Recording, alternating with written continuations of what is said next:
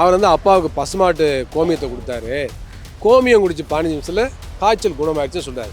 இது அபத்தம். கோமியம் குடித்தால் 15 நிமிஷத்தில் காய்ச்சலே சரியாயின்னு சொன்னீங்கன்னா மக்கள் என்ன பண்ணுவாங்க? மருத்துவமனைக்கு போக மாட்டாங்க. நேராக பசுமாட்டு யூரின் எடுத்து குடிச்சிட்டு அவங்க வீட்டில் இருப்பாங்க. இப்போ பசுமாட்டு யூரினில் வந்து ஈகோலைங்கிற பாக்டீரியா இருக்குது. அந்த ஈகோலைங்கிற பாக்டீரியா வந்து வயிற்றுப்போக்கு உருவாக்கும், வாந்தியை உருவாக்கும். கடுமையான வயிற்றுப்போக்கு வந்துச்சுன்னா பச்சிளம் குழந்தையிலேருந்து பல வந்து இறக்குற வாய்ப்பு இருக்குது. மருத்துவ குணமே இல்லாத அல்லது நோய்க்கிருமி கொல்லக்கூடிய ஆற்றல் இல்லாத ஒரு போலியான ஒரு மருந்தை குடித்துவிட்டு, கோமியத்தை குடித்துவிட்டு உயிரை இழப்பதா? இன்றைக்கு இந்தியாவிலே பல ஆராய்ச்சியில் வந்து பசுமாட்டு யூரினால மோசமான நோய்கள் பரவுன்னு சொல்லி நிறுவனமாயிருக்கு. அது வந்து ஒரு பப்ளிக் ஹசார்ட்னே சொல்லியிருக்கு, பப்ளிக் ஹெல்த் ஹசார்ட்னே சொல்லியிருக்கு. அதெல்லாம் அவருக்கு தெரியாதா? நான் சவால் விடுறேன், டெங்கு காய்ச்சல் நோயாளிக்கு நீங்கள் வந்து கோமியத்தை கொடுத்து 15 நிமிஷத்தில் குணப்படுத்துவீங்களா? கொரோனா நோயாளிக்கு கோமியத்தை கொடுத்து 15 நிமிஷத்தில் குணப்படுத்துவீங்களா? ஒன் தமிழ் நேயர்களுக்கு வணக்கம். பசுவோட சிறுநீரில் மருத்துவ குணம் இருக்குது அப்படின்னு ஐஐடி இயக்குனர் காமக்குடி பேசிய இந்த விஷயம் மிகப்பெரிய சர்ச்சையாக வெடித்தது. அதை தொடர்ந்து அதுக்கு ஆதாரம் இருக்குது, ஜேர்னல்ஸ் இருக்குது, ரிசர்ச் பேப்பர்ஸ் இருக்குது அப்படின்னு நேற்றும் விளக்கம் கொடுத்துருக்காரு. இது மீண்டும் ஒரு பெரிய விவாதமாக மாறி இருக்குது. இது குறித்து பேசுகிறதுக்காக டாக்டர் ரவீந்திரநாத் அவங்களோட இணைஞ்சிருக்காரு. சார் வணக்கம். சார் வணக்கம்.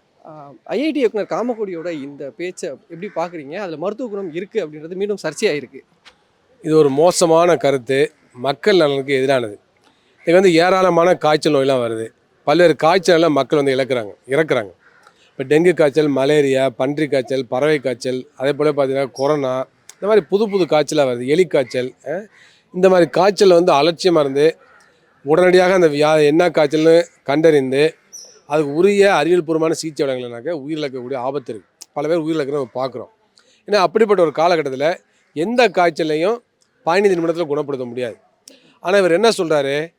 எங்கள் அப்பாவுக்கு காய்ச்சல் இருந்துச்சு, யாரோ சன்னியாசியோ இல்லை யாரோ வந்தாங்க, அவங்க பேர் எனக்கு மறந்து போச்சு, அவர் வந்து அப்பாவுக்கு பசுமாட்டு கோமியத்தை கொடுத்தாரு, கோமியம் குடிச்சு 15 நிமிஷத்தில் காய்ச்சல் குணமாயிடுச்சுன்னு சொல்கிறாரு. இது அபத்தம். என்ன காய்ச்சல்னு சொன்னீங்களா? எத்தனை நாள் காய்ச்சல்னு சொன்னீங்களா? எதுவுமே சொல்லலை. ஆனால் காய்ச்சல் குணமாயிடுச்சுங்கிறாரு. நான் சவால் விடுறேன், டெங்கு காய்ச்சல் நோயாளிக்கு நீங்கள் வந்து கோமியத்தை கொடுத்து 15 நிமிஷத்தில் குணப்படுத்துவீங்களா? கொரோனா நோயாளிக்கு கோமியத்தை கொடுத்து 15 நிமிஷத்தில் குணப்படுத்துவீங்களா? இல்லை எந்த காய்ச்சலாக இன்றைக்குள்ள டைஃபாய்டு இருக்கட்டும், டைஃபாய்டு காய்ச்சலுக்கு நீங்கள் வந்து கோமியத்தை கொடுத்து 15 நிமிஷத்தில் குணப்படுத்த முடியுமா? அப்போ இது வந்து மக்கள் மத்தியில் எப்படி தவறான கருத்தை கொண்டு போகும்? இந்தியாவில் பாமர மக்கள் அதிகம், அறிவியல் விழிப்புணர்வு இல்லாத மக்கள் ஏராளமாக இருக்காங்க. இன்றைக்கும் கூட பல்வேறு நோய்கள்லாம் வந்து அங்கங்கே கோயிலுக்கு, சர்ச்சுக்கு, அதே மாதிரி பல்வேறு இதுக்கெல்லாம் போயிட்டு தான் வராங்க, வழிபாட்டு தலங்கள்லாம் போயிட்டு தான் வராங்க. காலதாமதப்படுத்துகிறாங்க. அதே மாதிரி போலி டாக்டர்கிட்ட போகிறாங்க. காலதாமதமாக வருகின்ற பொழுது சிகிச்சை பண்ணலாமல் இறக்குறாங்க. அப்படிப்பட்ட மோசமான நிலைமை இருக்குது. சில மாநில மருத்துவ கட்டமைப்பு இல்லாத நிலையெல்லாம் இருக்குது. தமிழ்நாட்டில் மருத்துவ கட்டமைப்பு இருந்தாலும் காலதாமதத்தினால பல நோய்கள் இறக்குறாங்க. அப்போ இப்படிப்பட்ட சூழலில் நீங்கள் வந்து கோமியம் குடித்தால் 15 நிமிஷத்தில் காய்ச்சலே சரியாயின்னு சொன்னீங்கன்னா மக்கள் என்ன பண்ணுவாங்க? மருத்துவமனைக்கு போக மாட்டாங்க. நேராக பசுமாட்டு யூரின் எடுத்து குடிச்சிட்டு அவங்க வீட்டில் இருப்பாங்க. அப்போ குணமான சரி இன்னொரு தானே குடிக்கலான்னு நினைப்பாங்க. அப்போ மருத்துவ குணமே இல்லாத அல்லது நோய்க்கிருமி கொல்லக்கூடிய ஆற்றல் இல்லாத ஒரு போலியான ஒரு மருந்தை குடித்துவிட்டு, கோமியத்தை குடித்துவிட்டு உயிரை இழப்பதா? அப்போ இவருடைய கருத்து என்பது தனிப்பட்ட மக்களுடைய உடல் நலனுக்கு எதிராக இருக்குது, நோய்வாய்ப்பட்டவர்கள் உடனடியாக சிகிச்சை பெறுவதற்கு தடையாக இருக்குது, பொது சுகாதாரத்துறைக்கு எதிராக இருக்குது. எனவே இது வந்து கடுமையான கண்டனத்திற்குரியது, இந்திய அரசியல் சட்டத்துக்கு எதிரானது. இந்திய அரசியல் சட்டம் அறிவியல் விழிப்புணர்வை ஏற்படுத்துன்னு சொல்லுது. ஆனால் அவர் நேர் எதிர்மாறாக செயல்படுறாரு. ஒரு மிகப்பெரிய உயரிய பதவியில் இருந்து கொண்டு ஒரு அறிவியலுக்கு புறமான கருத்தை பரப்புகின்ற, பொது சுகாதாரத்துக்கு எதிரான கருத்தை பரப்புகின்ற, இன்றைக்கு வந்து சிகிச்சைக்கே தடையாக இருக்கக்கூடிய, நவீன அறிவியல் மருத்துவத்துக்கு எதிராக இருக்கக்கூடிய அந்த காமகோடி மீது நடவடிக்கை எடுக்க வேண்டும். அவர் அந்த பதவியிலிருந்து நீக்கணும் என்பதுதான் எங்களுடைய கருத்து. Okay sir. அவர் பேசும்போது நேற்று பத்திரிகையாளர் சந்தித்து பேசும்போது கூட இல்லை, ஜேர்னல்ஸ் இருக்குது, நிறைய ரிசர்ச் பேப்பர்ஸ் இருக்குது, அமெரிக்காவில் ரிசர்ச் பண்ணியிருக்காங்க, இதில் வந்து நிறைய ஆன்டிபயோட்டிக்ஸ் இருக்குது, மருந்துகளை கூட இதை சேர்க்குறாங்க அப்படின்ற மாதிரியான விஷயத்தையும் குறிப்பிடுறாரு. அதை பற்றி என்ன சொல்கிறீங்க? அதாவது பசுமாட்டு யூரினில் ஏராளமான நோய் கிருமிகள் இருக்குது, மிக ஆபத்தான கிருமிகள்லாம் இருக்குது. இப்போ பசுமாட்டு யூரினில் வந்து ஈகோலைங்கிற பாக்டீரியா இருக்குது. அந்த ஈகோலைங்கிற பாக்டீரியா வந்து வயிற்றுப்போக்கு உருவாக்கும், வாந்தியை உருவாக்கும். கடுமையான வயிற்றுப்போக்கு வந்துச்சுன்னா பச்சிளம் குழந்தையிலேருந்து பல வந்து இறக்குற வாய்ப்பு இருக்குது, வயதானவர்கள் இறப்பதற்கு வாய்ப்பு இருக்குது. சாதாரண அடல்ட்டு கூட அதை வந்து ஒழுங்காக சிகிச்சை எடுக்கணும், டீஹைட்ரேஷனில் அவங்க கூட இறப்பதற்கான வாய்ப்பு இருக்குது. அப்படிப்பட்ட மோசமான ஒரு பாக்டீரியா அது. அதே போல் பார்த்தீங்கன்னாக்கா அதன் மூலமாக எலிக்காய்ச்சல் வரலாம். பசுடைய யூரினில் வந்து எலிக்காய்ச்சலை பரப்பக்கூடிய கிருமிகள் அதிலே இருக்குது. அப்போ அந்த எலிக்காய்ச்சல் ஒரு மோசமான நோய். எலிக்காய்ச்சல் வந்து உடனடியாக கண்டுபிடிச்சது சிகிச்சை வழங்கினாக்க சிறுநீரக பாதிப்பு, கல்லீரல் பாதிப்பு வந்து மல்டி ஆர்கன் ஃபெயிலியர் வந்து நோயாளி இறந்து போயிடுவாங்க. அவங்களுக்கு மஞ்சக்காமலே வரும். அப்போ இவ்வளோ நான் 2 தான் உதாரணம் சொல்லியிருக்கேன். இது போன்று ஏராளம் 14க்கும் மேற்பட்ட பாக்டீரியா இருக்குன்னு ஆராய்ச்சியில் சொல்லப்பட்டிருக்கு. அவ்வாறு இருக்கின்ற பொழுது மனிதர்களுக்கு எப்படி நீர்த்தாரையில் கிருமி தொற்று ஏற்படுகிறதோ, அதாவது நீர்த்தாரையில் தொற்று ஏற்படுகிறதோ, அதே போல் பசுமாட்டிலும் வரலாம். இப்போ நமக்கு வந்து நீர் பையிலையும் இன்ஃபெக்ஷன் வரலாம், சிஸ்டைட்டிஸ்னு பேர். கிட்னிலையும் இன்ஃபெக்ஷன் வரலாம். அது மூலமாக சிறுநீரில் சலமே கலந்து வரலாம், பஸ்ஸே கலந்து வரலாம், பையூரியான்னு பேர். அதேமாதிரி சிஸ்டைட்டிஸ் உள்ளவங்களுக்கு ஏராளமான பாக்டீரியா வந்து யூரினில் போகும். அப்போ மனிதர்களுக்கே அந்த மாதிரி வரக்கூடிய அந்த மாதிரி பையூரியா இல்லை பாக்டீரியான்லாம் சொல்லக்கூடிய அந்த மாதிரி தொற்றுகள் வந்து இல்லைன்னா அந்த மாதிரி நிலைகள் வந்து பசுமாட்டும் வரலாம். பசுமாட்டும் யூரினரி ட்ராக்ட் இன்ஃபெக்ஷன் வரும், பசுமாட்டும் சிஸ்டைட்டிஸ் வரும், பசுமாட்டும் கிட்னி பிரச்சனை வரும், பசுமாட்டும் பையூரியா வரும்.